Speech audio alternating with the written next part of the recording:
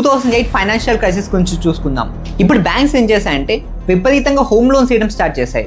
అది వానికి కట్టే స్తోమత ఉందా లేదా అని కూడా చూడడం మానేశాయి. మేబీ ఇక్కడ బ్యాంక్స్ ఒక థాట్ ఏంటంటే, ఒకవేళ మనం హోమ్ లోన్స్ ఇచ్చిన వాళ్ళు మనకి రీపే చేయలేకపోతే మనం ఎలాగూ ఇంటిని జప్తు చేసేసుకుంటాం. సో మనం ఇచ్చిన హోమ్ లోన్స్ ఎక్కడికి పోవు అని చెప్పి భరోసాగా ఉన్నాయి. సో విపరీతంగా జనాలకి హోమ్ లోన్స్ ఇచ్చేసాయి.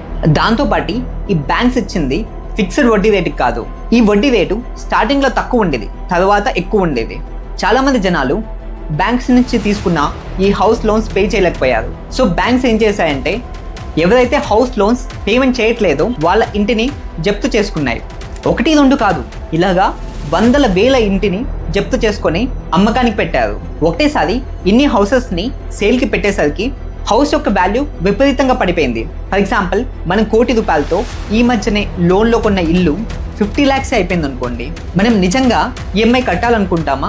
అదే జరిగింది అక్కడ కూడా. ఈ 2008 ఫైనాన్షియల్ క్రైసిస్లో చాలా మంది వాళ్ళ ఎంటైర్ లైఫ్ సేవింగ్స్ని పోగొట్టుకున్నారు. ఎప్పుడైతే housing and finance sector crash అయిందో దీని ఎఫెక్ట్ మిగతా అన్ని ఇండస్ట్రీలో కూడా కనిపించింది. చాలా కంపెనీస్ వాళ్ళ ఎంప్లాయీస్ని లే ఆఫ్ చేశాయి.